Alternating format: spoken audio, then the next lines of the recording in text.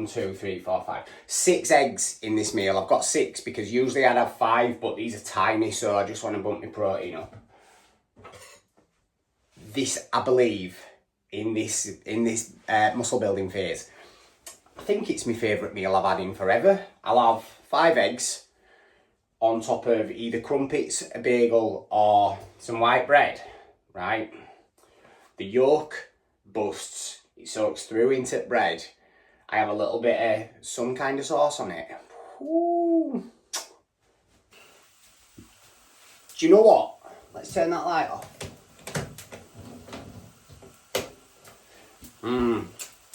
These eggs have spat at me twice.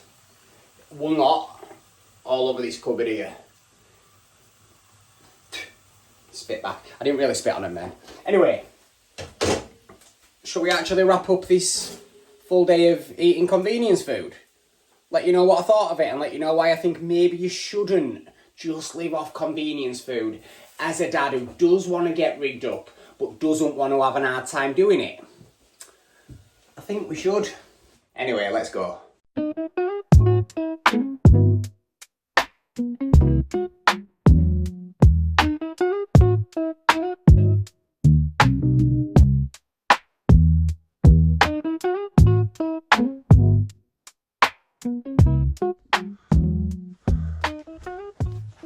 Oh, right, let's start it with the right big fucking yes, YouTube, we're back.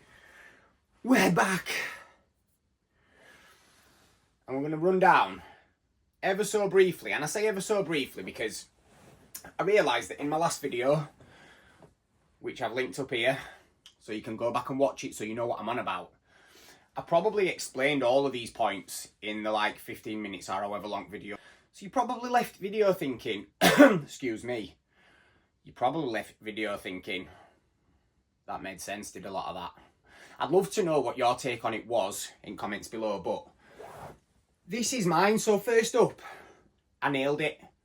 My aim was to show you lot as dads who will often find yourself out of routine in eating fast food or eating on go. Somebody misses big shop, right? Somebody. Whether it's you or missus, I'm having a dig up one here. You end up without food in the house. You go out with kids on a Saturday, you've got to eat in city centre. What do? You've moved house and you want to make some smart decisions because you have a photo shoot coming up or you've got 4 weeks before you need to be in shape. And you don't just want to sack everything off. What do? And this is a big one, I think. You've probably spent years being told convenience food, takeaway food, meal deals aren't allowed. There's no way you can include them. They are fattening and inherently bad for you. And I think what I really want you to know is they're an important part of life. And what you need to know is how you can make them fit within a deficit if you are trying to get absolutely rigged up and lean, while still keeping your protein high, which is a necessity. More often than not, the reason you fail when you are out of routine is that you don't know the right choices to make. And because you don't know the right choices to make, you just bin it all off. And one meal becomes a day, becomes a weekend, often becomes a week that becomes, fuck it, what's point? I don't even know what to do and this is going to happen again, so why should I even bother? You know what I mean? So, I managed to, I'll put them up on screen now. I managed to keep it under 2,000 calories and I managed to get it over 200 grams of protein. Not one thing was planned the day before. Not one thing was cooked at our house. I bought it all on go. I winged my day. What you'll notice was that at about lunch, I got my phone out and I planned rest at day. It just goes to hammer home how important that is. So like I usually get my clients, and I do it myself, to track the food either a day in advance or before the breakfast in the morning, so that as much of it, especially your protein, is taken out of the equation, because hitting your protein's the hardest thing. People will always moan about, I'm just forever thinking about how to hit my protein, and you end up eating weird shit to get there. That doesn't happen if you plan in advance and you put your protein into your tracker first and then you layer the rest of your food on top. It guarantees you make the right decision. Alright, so you can clearly see that with a little bit of willingness to think ahead and make some decisions that maybe just suit your targets versus what you'd love, you can do it. You have no excuse there. But some other shit came up that I'm like, well, probably shouldn't do this all the time. Stuff I knew anyway, but I'm going to highlight it to you guys. 1, time. Now the big one, right? People will often give it the old, I don't prep my food because I don't have the time. I don't eat healthy because it takes up more time. Mate, the amount of time I spent travelling to and waiting for food when I were eating at convenience places, who the fuck has time for that? Standing in queues, I am impatient. So standing in queues and getting to these places, nah.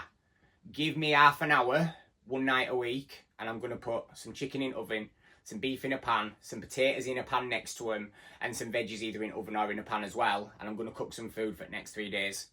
It can be as simple as that if you're somebody that's worried about time. Don't get me wrong, it is also well helpful to know that if you, like, I would stop off at Tesco on the busiest days that I have with work, where I have to go pick Max up from school, fly into house, get us both ready and take us out for us both to do jiu-jitsu. I'm going to maybe get him a meal deal to eat while I'm at jiu-jitsu, as opposed to having to then cook for him. But my food's probably going to be cooked. But if it wasn't, I'd also do either a meal deal that fit my calories and protein, or I'd do the chicken and fruit pot thing that I did if I were dieting. Right, so I did that in the video. More often than not, it's not a time saver, it's a time spend. And it was expensive. I spent almost 50 quid. Some of that were because I'd taken Max with me, don't get me wrong. But that is also the likelihood of this, is that if you've not got food prepared and you're going to be going out and eating on go more, probably going to take kids with you and they're going to want something. They're going to want an Happy Meal if you go to Mackey's. I had to actively say to Max, look, you're not coming to Mackey's with me because I'm not spending all of this on you when I'm trying to film this for my son. But it is expensive, and then like when you go for your higher protein options, it adds expense onto it. So if you want to hit your targets, and you're saying that again, it's expensive to eat healthy, or you can't afford a coach, got you there, or you just don't have the money for this to look that way, yet you're eating out, even if you're eating out 2 to 3 times a week, it's 30 quid a week. Right, but you're not eating out 2 to 3 times a week. I can guarantee you that you probably have your lunch out 2 to 3 times a week. You get a takeaway. You eat 1 to 2 meals out on a weekend as well. The likelihood is that there's between 50 and 100 quid a week spent on food on the go that you would save if you planned your food in advance and weren't just leaving house having not eaten every day, or you were taking your lunch to work with you instead of going to Sarnie Wagon or popping to Starbucks or whatever it is. So you'd be saving pennies, which you could hire a coach who would help you get there faster and hold you accountable and have fun doing all of this. And you save time, right? Which could be put into being with family, doing more work, feeling more productive, going to gym, getting some steps done, or just sitting down and fucking breathing. And for the money that you're saving and the food that you're cooking at home and the time that you're saving also, you're probably also feeling more satisfied if you're not eating at these places, because they don't cater for filling your belly. 2 things catered for filling my belly really well actually within that. The doner kebab and the salad, the Subway salad. But it were hard to find those things, and they're not as enjoyable as if I'd maybe made myself some Nando's chicken, some new potatoes, which I'd maybe put some salt, pepper, fucking garlic on, and a salad that I might have a little bit of seasoning on myself, or some sauce, because I love sauce. You're going to feel yourself a hell of a lot better. You're going to have better qualities of proteins.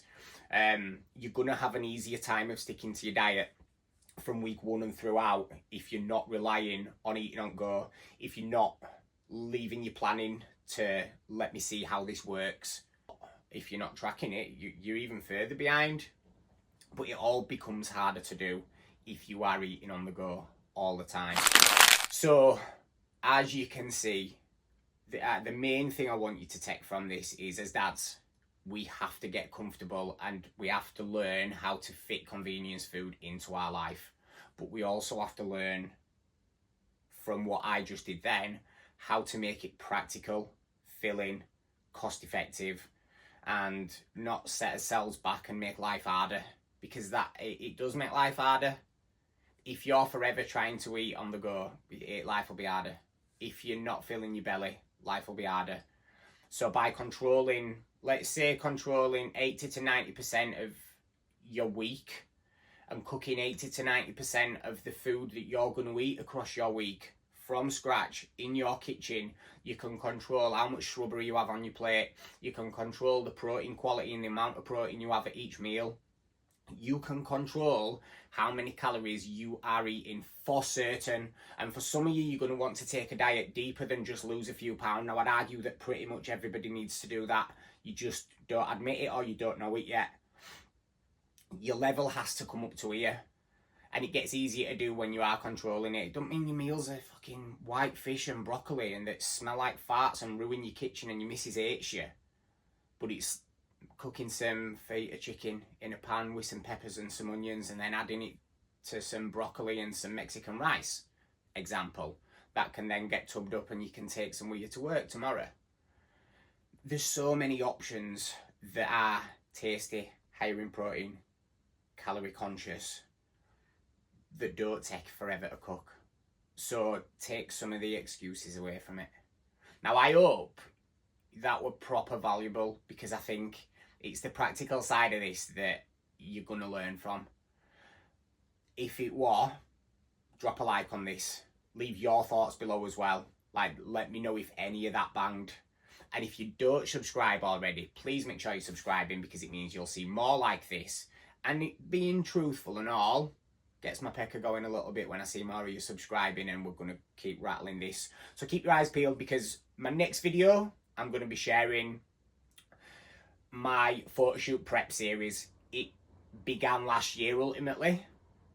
There's an insight. Most diet series just show you a diet. They don't show you what might come before it. So that's going to be my next video, but we're also going to get more fun bits in. Max is going to be involved in a few videos coming up in this month as well. And I'm going to do another similar one to this, which is practical as fuck and gives you a big insight into what you might be getting right and wrong. So thank you for watching. I'll see you soon.